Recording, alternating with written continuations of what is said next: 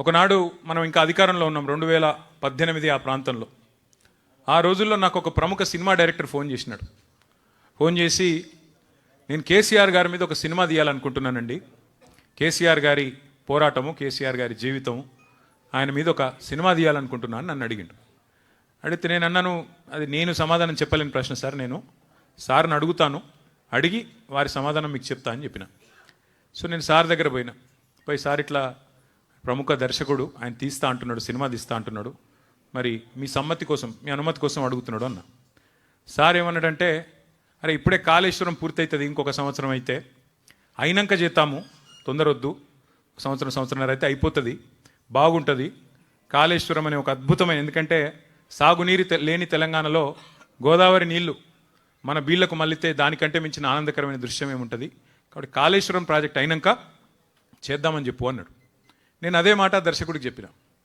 ఆయన అన్న మాట ఏం తెలుసా నాతో ఆ రోజు, సార్ కాళేశ్వరం కట్టొచ్చు, ఆ తర్వాత పాలమూరు రంగారెడ్డి కట్టొచ్చు, ఇంకోటి కట్టొచ్చు, ప్రపంచంలో ఎక్కడ లేని అద్భుతాలు కేసీఆర్ గారు ఆవిష్కరిస్తారు కావచ్చు, కానీ నాకు వాటన్నిటితో పట్టలేదు సార్.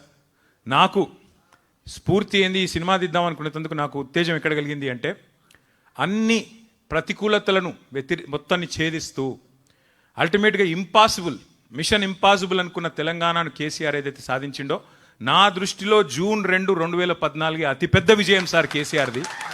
ఇక ఆ తర్వాత ఆయన ఏం చేసినా, ఎన్ని చేసినా నాకు అది పెద్ద ముచ్చట కాదు సార్ అన్నాడు. ఇంకా ఆ మాట అంటూ ఇంకొక మాట అన్నాడు ఆయన, కేసీఆర్ అనే 3 అక్షరాల ముందు సీఎం అనేది చాలా చిన్నది సార్, చాలా చిన్న పదవి అది, కేసీఆర్ అనే 3 అక్షరాలు లేకుంటే ఇలా తెలంగాణ ఎక్కడిస్తారు అన్నాడు.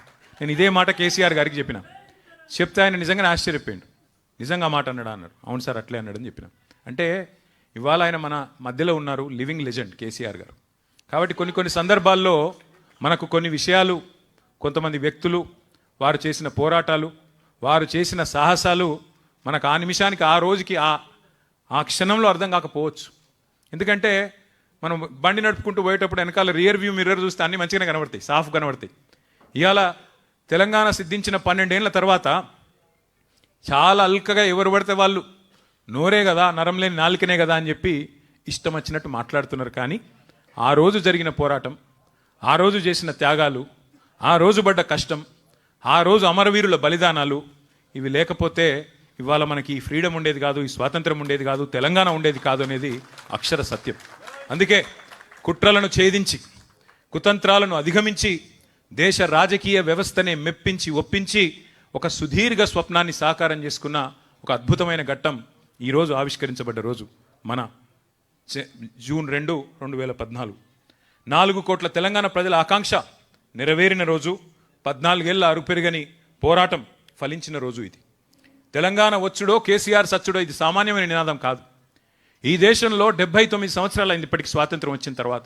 ఒక్క రాజకీయ నాయకుని చూపెట్టండి నాకు, నేను ఎంచుకున్న మార్గం నుంచి తప్పుకోను, ఎత్తిన జెండా దించను, దించితే రాళ్లతో కొట్టి చంపే అధికారం మీకే ఇస్తున్నా అన్న ఒక్క నాయకుడు భారతదేశంలో ఎవరైనా ఉన్నారా?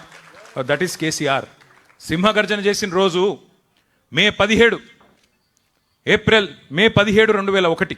ఆ రోజు కేసీఆర్ గారు నోటెమ్మడ వచ్చిన మాట, ప్రజాస్వామ్య పద్ధతుల్లో తెలంగాణ సాధిస్తాం, కానీ నేను గనక ఒకవేళ తప్పుకుంటే ఈ ఉద్యమం నుండి నన్ను కూడా రాళ్లతో కొట్టి చంపే అధికారం తెలంగాణ ప్రజలకిస్తున్నా అనే ధీరోదాత్తుడు కేసీఆర్ గారు.